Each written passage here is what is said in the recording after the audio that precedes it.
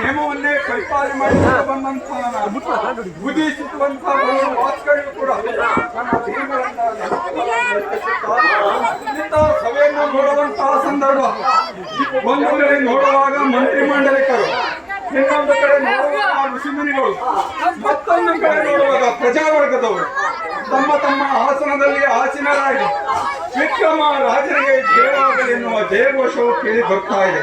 ಅಂತಾದರೆ ಇದನ್ನ ಆಳ್ವಿಕೆಯ ಕಾರಣ ಎಂಬುದಾಗಿ ತಿಳಿದುಕೊಂಡಿದ್ದೇನೆ. ನನ್ನ ತಂದೆ ತಾಯಿಗಳಾಗಿರ್ತಕ್ಕಂಥ ಚಿತ್ರರೇಖಾ ಚಂದ್ರವರ್ಣವರು ವೃದ್ಧ ವಯಸ್ಸಿಗೆ ಬಂದಂತಹವರು, ಕಾಯ ಪ್ರಬುದ್ಧನಾದಂತ ನನಗೆ, ಓ ಮಗನೇ ವಿಕ್ರಮ, ಇಂದಿನಿಂದ ಈ ಉಜ್ಜಯಿನಿಗೆ ರಾಜನಾಗಬೇಕು ಎಂಬುದಾಗಿ ಹೇಳಿ ಅವರು ಧರಿಸಿರ್ತಕ್ಕಂತಹ ಮುತ್ತಿನ ಕಿರೀಟವನ್ನು ನನ್ನ ನೆತ್ತಿಯ ಮೇಲೆ ಧರಿಸಿ ಅವರು ಹಿಡಿದಿರ್ತಕ್ಕಂತಹ ಖಡ್ಗವನ್ನು ನನ್ನ ಕೈಯಲ್ಲಿ ಕೊಟ್ಟು ಅವರು ಕುಳಿತಿರುವಂತಹ ಮುತ್ತಿನ ಸಿಂಹಾಸನದ ಮೇಲೆ ನನ್ನನ್ನು ಕೂರಿಸಿ ಪಟ್ಟಾಭಿಷೇಕವನ್ನು ಮಾಡಿದರು. ಅರಸನಾಗಿ ಅರಮನೆಯಲ್ಲಿ ಇದ್ದರೆ ಸಾಲದು, ಈ ಊರಿನ ಈ ಉಜ್ಜಯಿನಿ ನಗರದಲ್ಲಿ ಇರ್ತಕ್ಕಂಥ ಪ್ರಜೆಗಳೆಲ್ಲರೂ ಕೂಡ ನಮ್ಮ ಮನೆಯ ಮಕ್ಕಳಂತೆ ಪರಿಪಾಲನೆ ಮಾಡಿಕೊಂಡು ಬರಬೇಕು ಎಂಬುದಾಗಿ ಹೇಳಿದ್ದಾರೆ. ಅಷ್ಟೇ ಅಲ್ಲ, ದೇವತೆಗಳ ಸಹಾಯವನ್ನು ಪಡೆದೇನೆ. ಮಾಂಸಾಳಿಯ ವರಪ್ರಸಾದ, ಬೇತಾಳನ ಬಲ, ಸಾಕ್ಷಾತ್ ಸರ್ವೇಶ್ವರ ಕೂಡ ಗೋದೇವರಾಗಿ ಇದ್ದಾರೆ. ಅಷ್ಟೇ ಅಲ್ಲ, ಇನ್ನು ಪರದೇಶದ ರಾಜರಿಂದ ತೇಜಾವತಿ ನಗರದ ಮೃಗರಾಜ, ಹಾವಲಿಂದ ಪ್ರದಾಸ ಚಂದ್ರಸೈನ ಇಬ್ಬರು ಕೂಡ ನನಗೆ ನನ್ನ ರಾಜ್ಯಕ್ಕೆ ತಂದು ಪಪ್ಪ ಕಾಣಿಕೆಯನ್ನು ತಂದು ಒಪ್ಪಿಸುತ್ತಿದ್ದಾರೆ. ದೇವತೆಗಳ ಸಹಾಯವನ್ನು ಪಡೆದಂತಹ ಪರದೇಶದ ರಾಜರಿಂದ ಕಪ್ಪ ಕಾಣಿಕೆಯನ್ನು ತೆಗೆದುಕೊಂಡಿದ್ದೇನೆ. ಪಟ್ಟದ ಅರಸನಿಗೆ ಪಟ್ಟದ ಅರಸಿ ಬೇಕು ಎಂಬುದಾಗಿ ನನಗೆ ಒಪ್ಪುವಂತಹ ಕನ್ಯಾದಂತ ಪ್ರಭಾವತಿ ಎಂಬ ಕನ್ಯೆಯನ್ನು ತಂದು ಯುವ ಕಾರ್ಯವನ್ನು ಕೇಳಿಸಿದೆ. ಅವಳ ನನ್ನ ದಂಪತಿಗಳ ಜೀವನವನ್ನು ಸಾಗಿಸುವ ಸಂದರ್ಭ ಒಂದು ಗಂಡು ಮಗುವಿಗೆ ತಾಯಿಯಾಗಿದ್ದಾಳೆ, ನಾನು ತಂದೆ ಆಗಿದ್ದೇನೆ. ಮಗನೇ ಕೂಡ ಕಂಠೀರವ ಕುಮಾರ ಎಂಬುದಾಗಿ ನಾಮಕರಣವನ್ನು ಮಾಡಿದ್ದೇನೆ. ಅಷ್ಟೇ ಅಲ್ಲ, ಈ ಉಜ್ಜಯಿನಿಪುರದಲ್ಲಿ ಇರತಕ್ಕಂಥ ಪ್ರಜೆಗಳವರು ಕೂಡ ಕಾಲಕ್ಕೆ ತಕ್ಕಂತೆ ಮಳೆ ಸುರಿದು ರೈತ ಬಾಂಧವರು ಬೆಳೆದಂತಹ ಪೈರುಗಳೆಲ್ಲ ಕೈ ಸಿಕ್ಕೈತೆ ಅಥವಾ ಮೃಗಗಳಿಂದ ಹಾವಳಿ ಆದಿತ್ತೆ ಎನ್ನುವ ವಿಷಯವನ್ನು ತಿಳಿಯಬೇಕಲ್ಲವೇ? ಆಗಿರುವಾಗ ನನ್ನಷ್ಟಕ್ಕೆ ನಾನು ತಿಳಿಯುವುದು ಸರಿಯಲ್ಲ. ನನಗೊಬ್ಬರು ಮಂತ್ರಿಗಳಿದ್ದಾರೆ, ಅವರನ್ನು ಕರೆದು ವಿಚಾರವನ್ನು ಮಾಡುತ್ತೇನೆ. ಯಾರಲ್ಲಿ ಮಂತ್ರಿಗಳು?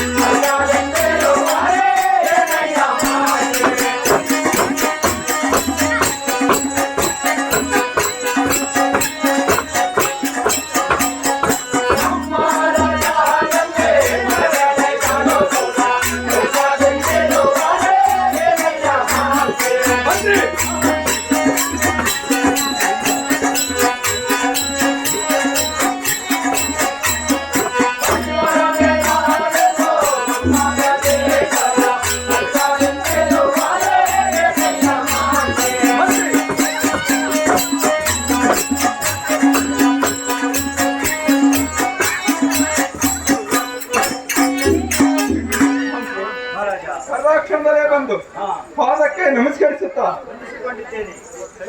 ಕದಂತ ವಿಚಾರ ಏನೆಂಬುದು ಕೇಳ್ತಾ ಇದೆಯಲ್ಲ? ಹೌದು, ಕದಂತ ವಿಚಾರ ಮತ್ತೇನಲ್ಲ. ಈ ಉಜ್ಜಯಿನಿಪುರದಲ್ಲಿರ್ತಕ್ಕಂಥ ಪ್ರಜೆಗಳೆಲ್ಲರೂ ಕೂಡ ಸುಖ ಸಂತೋಷದಲ್ಲಿದ್ದಾರೆ, ಕಷ್ಟದಲ್ಲಿದ್ದಾರೆ, ಅಥವಾ ಅವರವರು ಬೆಳೆದಿರ್ತಕ್ಕಂಥ ಪೈರುಗಳೆಲ್ಲವೂ ಕೂಡ ಹಸನವಾಗಿ ಕೈ ಸಿಕ್ಕಿತ್ತೆ ಅಥವಾ ಮೃಗಗಳಿಂದ ಹಾವಳಿಯಾಗಿತ್ತೆ. ಬ್ರಹ್ಮನ್ ಉತ್ತಮರು ಕೂಡ ಕಾಲಕ್ಕೆ ತಕ್ಕಂತೆ ಪೂಜೆಯನ್ನು ಮಾಡಿ ದೇವರಿಂದ ಆಶೀರ್ವಾದವನ್ನು ಪಡೆದಿದ್ದಾರೆ ಎನ್ನುವ ವಿಚಾರ ತಿಳಿದಕ್ಕೋಸ್ಕರವಾಗಿ ಬರಮಾಡಿಕೊಂಡಿದ್ದೇನೆ.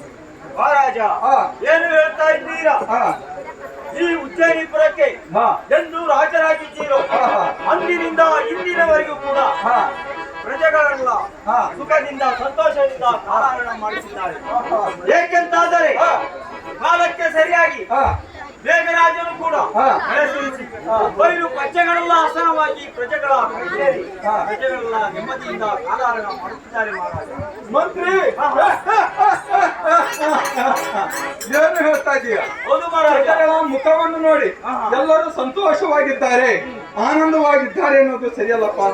ಕಷ್ಟ ಸುಖ ಅಂತಕ್ಕದ್ದು ಅಂಗೈ ಮೇಘ ಇದ್ದ ಹಾಗೆ, ಅಣ್ಣ ತಮ್ಮದಿದ್ದ ಹಾಗೆ, ಬಂಧು ಬಾಂಧವ್ಯ ಇದ್ದ ಹಾಗೆ. ಯಥ ರಾಜ ತಥ ಪ್ರಜಾ. ರಾಜ ಆದವನು ಪ್ರಜೆ ಆಗಬಹುದು, ಪ್ರಜೆ ಆದವನು ರಾಜನಾಗಬಹುದು.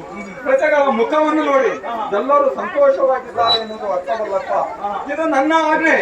ಕೇಳಿ ಕೇಳಿಗೆ ಹೋಗಿ ಬೀದಿ ಬೀದಿಯನ್ನು ಓಡಾಡುತ್ತಾ ಒಳಗೆ ಇದ್ದವರನ್ನು ಹೊರಗೆ ಕರೆದು, ಓ ಪ್ರಜೆಗಳಿರ, ಇದು ರಾಜಾಜ್ಞೆ, ಎಲ್ಲರೂ ಸುಖದಿದ್ದೀರಾ, ಸಂತೋಷಭರಿತರಾಗಿದ್ದೀರಾ ಎಂಬ ವಿಚಾರವನ್ನು ಕೇಳಬೇಕು. ಅದಕ್ಕೆ ಅಷ್ಟೇ ಅಲ್ಲ, ಈ ನನ್ನ ರಾಜ್ಯಕ್ಕೆ ಹೊರದೇಶದಿಂದ ಕಪ್ಪ ಕಾಣಿಕೆಯನ್ನು ತೆಗೆದುಕೊಂಡಿದ್ದೇನೆ, ಅವರಿಂದ ಅಪಮಾನವಾಗಬಾರದಲ್ಲವೇ? ಆಗಿರುವಾಗ ನಮ್ಮ ರಾಜ್ಯದಲ್ಲಿ ಸುಖ ಸಂತೋಷದಿಂದಿರಬೇಕು. ಮಹಾರಾಜ, ನೀವು ಅಪ್ಪಣೆಯನ್ನು ಕೊಟ್ಟಂತಾದರೆ ಬೀದಿ ಬೀದಿಯನ್ನು ಅಲೆದು ಕೇರಿ ಕೇರಿಯನ್ನು ತಿರುಗಿ ಪ್ರಜೆಗಳ ಯೋಗಕ್ಷೇಮವನ್ನು ಕೇಳಿಕೊಡುತ್ತೇನೆ. ಅಪ್ಪಣೆ ಕೊಡಿ. ಅಪ್ಪಣೆ ಕೊಟ್ಟಿದ್ದೇನೆ ಮಕ್ಕಳೇ. ಹೋಗಿ ಬನ್ನಿ.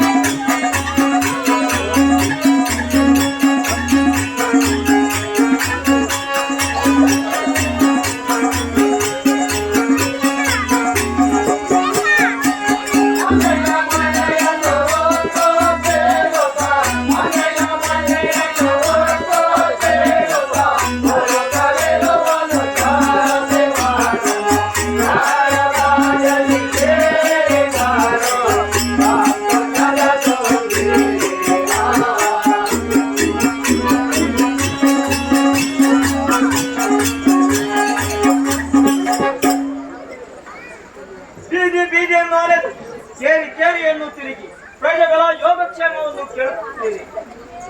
ಎಲ್ಲಿ ಕೇಳಿದರು ಸಂತೋಷದ ಮಾತು, ಸುಖದ ಸುದ್ದಿ. ಆದರೆ ಹೀಗಿರುವಾಗ ಬ್ರಾಹ್ಮಣರ ಕೆರೆಗೆ ಹೋಗಿ ಮನೆಯ ಮನೆಯ ದೇವದತ್ತ ಬ್ರಾಹ್ಮಣನ ಯೋಗಕ್ಷೇಮವನ್ನು ಕೇಳಿ ಬರುತ್ತೇನೆ.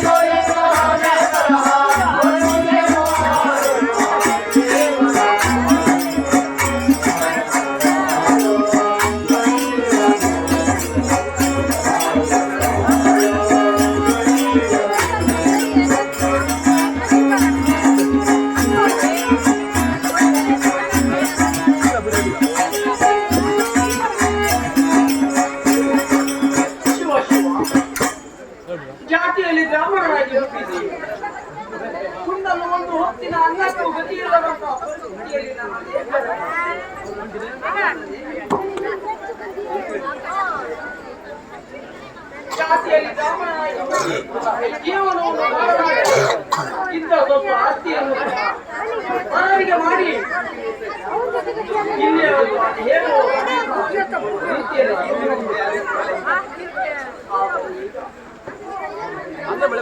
ಮೂರು ದಿನದಿಂದ ಮಕ್ಕಳು ಉಪವಾಸದಿಂದ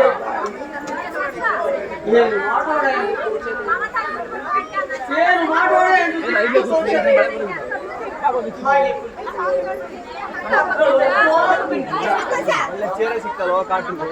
ಆ ಹೆಂಡತಿ ಮಕ್ಕಳ ಜೀವನವನ್ನು ಕೇಳಲಾಗಿದೆ.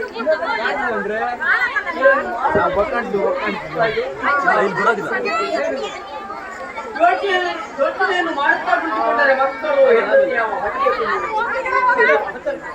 ಅದಕ್ಕಾಗಿ ಈಗ ಒಂದು ಉಪಾಯವನ್ನು ಮಾಡಿ ಬ್ರಾಹ್ಮಣರು ಕೈ ಕಟ್ಟಿಕೊಳ್ಳುತ್ತಾರೆ ಹೊಟ್ಟೆ ತುಂಬಲಾಗ ಅವರಲ್ಲಿ ಕಾಂತಿನಿಯರ ಗೋರವಾರೆ ಆ ಅರಣ್ಯಕ್ಕೆ ಹೋಗಿ ಒಂದೂವರೆ ಕಟ್ಟಿಗೆಯನ್ನಾದರೂ ತಂದು ಆ ಕಟ್ಟಿಗೆ ಹೊರೆಯನ್ನು ಬೀದಿ ಬೀದಿಯಲ್ಲಿ ಕಟ್ಟಿ ಯಾರಿಗಾದರೂ ಮಾಡಿ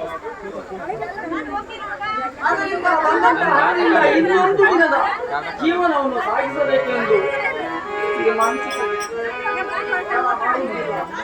ಇತರ ಮಕ್ಕಳು ಹೆಂಡತಿ ಎಲ್ಲರೂ ಅಗೋ ಅಲ್ಲಿ ಕಾಣುತ್ತಿದೆಯಲ್ಲ ಹೋಗಿ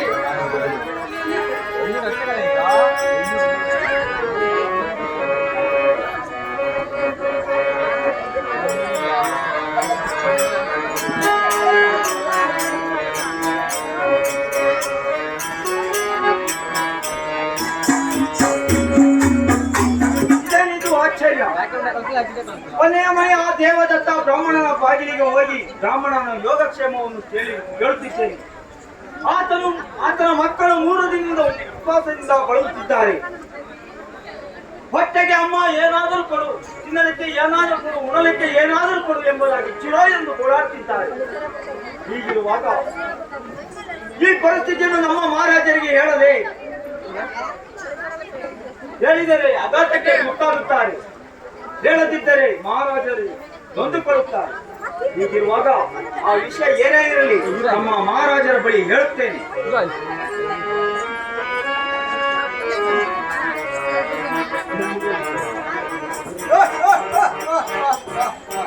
ಮಂತ್ರಿನ ಈ ಉಜ್ಜಯಿನಿ ಪ್ರಜೆಗಳಂತ ಪ್ರಜೆಗಳ ಯೋಗಕ್ಷೇಮವನ್ನು ತಿಳಿಸ್ಕೋಸ್ಕರವಾಗಿ ಕಳಿಸಿದ್ದೇನೆ. ಬರುವ ನಿರೀಕ್ಷೆಯಲ್ಲೇ ಇರ್ತೇನೆ. ಮಹಾರಾಜರು ನಿಮ್ಮ ಪಾದಕ್ಕೆ ಮಂತ್ರಿಗಳೇ ಎದ್ದೇಳಿ. ಮಹಾರಾಜ, ನೀವು ಹೇಳಿದ ಪ್ರಕಾರವಾಗಿ ಬೀದಿ ಬೀದಿಯನ್ನು ಅಲೆದು ಕೇರಿಯನ್ನು ತಿರುಗಿ ಪ್ರಜೆಗಳ ಯೋಗಕ್ಷೇಮವನ್ನು ಕೇಳುತ್ತಿದ್ದೇನೆ. ಮಹಾರಾಜ, ಎಲ್ಲರೂ ಎಲ್ಲಿ ಕೇಳಿದರೂ ಸಂತೋಷದ ಸುದ್ದಿ. ಮಂತ್ರಿಗಳೇ, ಎಲ್ಲೆಡೆಯಲ್ಲಿ ವಿಚಾರವನ್ನು ಮಾಡುವಾಗ ಸಂತೋಷದ ಮಾತು, ಸುಖದ ಸುದ್ದಿ.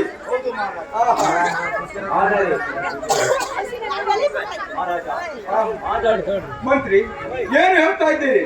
ಎಲ್ಲೆಡೆಯಲ್ಲೂ ವಿಚಾರ ಮಾಡುವಾಗ ಸಂತೋಷದ ಮಾತು, ಸುಖದ ಸುದ್ದಿ. ಕೊನೆಯದಾಗಿ ತಲೆ ತೆಗೆಸಿದೆ ಆದರೆ ಎಂಬುದಾಗಿ ಹೇಳ್ತಾ ಇದೆಯಲ್ಲ, ಅದು ಯಾವ ವಿಚಾರ ಇಲ್ಲ ಮಹಾರಾಜ. ಕೊನೆಯ ಮನೆಯ ದೇವದತ್ತ ಬ್ರಾಹ್ಮಣನ ಮನೆ ಬಾಗಿಲಿಗೆ ಯೋಗಕ್ಷೇಮವನ್ನು ಕೇಳಿದ್ದೇನೆ. ಮಹಾರಾಜ, ಆತನ ಮಕ್ಕಳು 3 ದಿನದಿಂದ ಉಪವಾಸದಿಂದ ಬಳಲುತ್ತಿದ್ದಾರೆ. ಮಂತ್ರಿ, ಏನು ಹೇಳ್ತಾ ಇದ್ದೀಯ? ಹೌದು ಮಹಾರಾಜ. 3 ದಿನದಿಂದ ಉಪವಾಸದಲ್ಲಿ ಬರುತ್ತಾ ಆತನು ಆ ಮಕ್ಕಳ ಹಸುವನ್ನು ನಿಂತಿಸುತ್ತಾ ಇದ್ದೀವಿ. ಕಟ್ಟಿಗೆ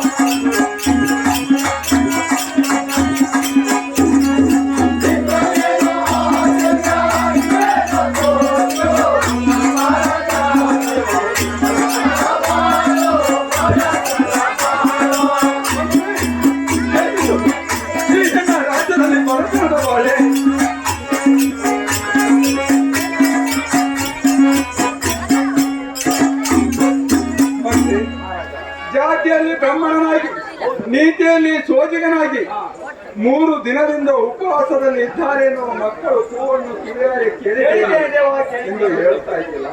ರಾಜರಾಗಿ ನಾವು ಒಂದು ಹೊತ್ತು ಕೂಳುವಿಲ್ಲದಿದ್ದರೆ ಸಹಿಸಲಾರಂತ ನಮಗೆ ಆ ಎಳೆ ಮಕ್ಕಳು 3 ದಿನದಿಂದ ಉಪವಾಸದಲ್ಲಿ ನರಳುತ್ತಾ ಬರುತ್ತಾ ಇದ್ದಾರೆ. ಆ ಕೂಗನ್ನು 2 ಕಿವಿಯಾರೆ ಕೇಳಿದ್ದೇನೆ ಅಂತ ಹೇಳ್ತಾ ಇದೆಯಲ್ಲ. ಆ ಮಕ್ಕಳ ಹಸುವನ್ನು ನೀರಿಗೋಸ್ಕರ ತಂದೆ ಕೊಡಲಿಯನ್ನೇ ಹೆಗಲೇರಿ ಕಾಡಿಗೆ ಹೋಗಿದ್ದಾನೆ ಎಂದು ಹೇಳ್ತಾ ಇದೆಯಲ್ಲ. ಈ ವಿಷಯ ಪರದೇಶದ ರಾಜರಿಗೆ ತಿಳಿಯಿತು ಅಂತಾದ್ರೆ ನಮಗೆ ಅಪಮಾನವಲ್ಲವೇ? ಅವಮಾನವಲ್ಲವೇ?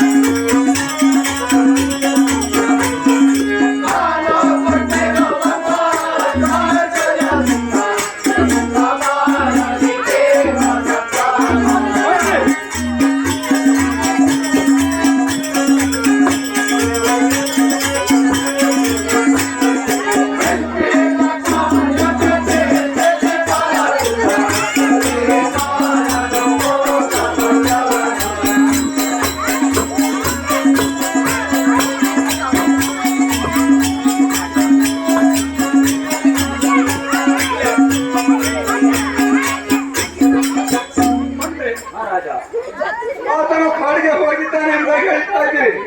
ಮಿಂಚಿ ಹೋದ ಕಾರ್ಯಕ್ಕೆ ಚಿಂತಿಸಿದರೇನು ಕೊಡಲಿಲ್ಲ. ಆತನನ್ನು ನನ್ನ ಸಮ್ಮುಖದಲ್ಲೇ ಬರಮಾಡು. ಅವನು ನನ್ನಲ್ಲಿರ್ತಕ್ಕಂಥ ಮುತ್ತು ವಜ್ರ ವಡಿರವನ್ನೇ ಅಷ್ಟ ಔಷಧವನ್ನೇ ಆ ದೇವದತ್ತನಿಗೆ ಕೊಟ್ಟು ಕಳಿಸಿದಾಗ ಎಲ್ಲ ಪ್ರಜೆಗಳಂತೆಯೇ ಆ ದೇವದತ್ತನ ಏನು ಹೇಳ್ತಾ ಇದ್ದೀರಾ? ಆತನನ್ನು ಕರೆಸಯ್ಯ ಅಷ್ಟ ಐಶ್ವರ್ಯವನ್ನೇ ಕೊಡುತ್ತೇನೆ ಎಂಬುದಾಗಿ. ಹೌದು, ಮುತ್ತು ಮಾಣಿಕ್ಯವನ್ನೇ ಕೊಡ್ತಾ ಇದ್ದೇನೆ. ರಾಜ ಕೊಡುವುದಾದರೆ ಬ್ರಾಹ್ಮಣರಿಗೆ ಆಧಾರವಾಗಿ ಕೊಡಬೇಕು.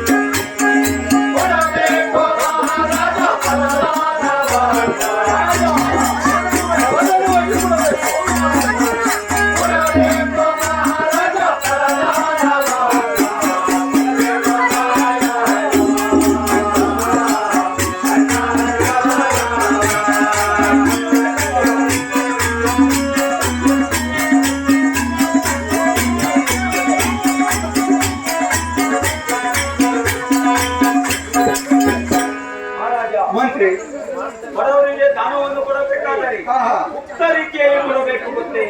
ಮುಕ್ತ ರೀತಿಯಲ್ಲಿ ಕೊಡಬೇಕು. ಹೌದು ದೇವ. ಏಕೆಂತಾದರೆ ಬಡವರಿಗೆ ನಾವು ಒಮ್ಮೆ ದಾನ ಕೊಟ್ಟರೆ ಮೂರ್ಛೆ ಹೋಗುವುದುಂಟು. ಬಂಗಾರ ಕೊಟ್ಟಂತಾದ್ರೆ ಮೂರ್ಛೆ ಹೋಗುವುದುಂಟು. ಆಹಾ, ಭಯಕ್ಕೆ ಮುಕ್ತಾಗಿ ಮಾಡುತ್ತಾರೆ. ಹಾಗಿದ್ದಾಗ ನಮ್ಮಲ್ಲಿರುವ ಒಂದು ಶುಭಕಾರ್ಯದ ತಂದು ಚಂದ್ರಿಕೆಯ ಭಾಗವನ್ನು ತೆಗೆದು ಅದರೊಳಗೆ ಮುತ್ತು ರತ್ನವನ್ನು ತುಂಬಿ ಮುತ್ತು ರತ್ನ ವಜ್ರ ಒಡಿರವನ್ನೇ ತುಂಬಿ ಅದಕ್ಕೆ ಸಮಾಧಾನವಾಗಿ ಕೊಟ್ಟರೆ ಅದನ್ನು ನೇರವಾಗಿ ನಮ್ಮ ಕೈ ಸೇರುತ್ತದೆ. ಏನು ಹೇಳ್ತಾ ಇದೀಯಾ? ಬ್ರಾಹ್ಮಣರಿಗೆ ತಲದಾನವೇ ಶ್ರೇಷ್ಠ. ಕೊಡುವುದಾದರೆ ಅವರಿಗೆ ಕೊಟ್ಟಂತ ದಾನ ಬಂಡಿ ಕಾಣಬಾರದು, ಕೈ ಸೇರಬೇಕು. ಎಡಗೈಗೆ ಕೊಟ್ಟಂತ ದಾನ ಬಲಗೈಗೆ ಸೇರಬಾರದು, ಫಲದಾನವಾಗಿ ಕೊಡಬೇಕು ಎಂಬುದಾಗಿ ಹೇಳ್ತಾ ಇದ್ದೀರಾ? ಹೌದು ದೇವ. ಆಗಬಹುದು. ಮಂತ್ರಿಗಳೇ, ಆತನ ಪಾಡಿಗೆ ಹೋದವನು ನಾಡಿಗೆ ಬಂದೇ ಬರ್ತಾನೆ. ಬರುವಂತಹ ದಾರಿಯನ್ನು ಕಾದು ಅವನಿಗೆ ದೊಡ್ಡದಂತಹ ಕಡೆಯ ಕುಂಬಳ ಕಳಿಸುವುದು. ನಮ್ಮ ಅರಮನೆಯಲ್ಲಿರ್ತಕ್ಕಂಥ ಮತ್ತು ವಜ್ರ ಒಳ್ಳಿರವನ್ನೇ ಮತ್ತು ಮಾಣಿಕ್ಯವನ್ನೇ ಅಷ್ಟ ಐಶ್ವರ್ಯವನ್ನೇ ಆತನಿಗೆ ದಾನವಾಗಿ ಕೊಡುತ್ತಾರೆ. ಆಯಿತು ದೇವ.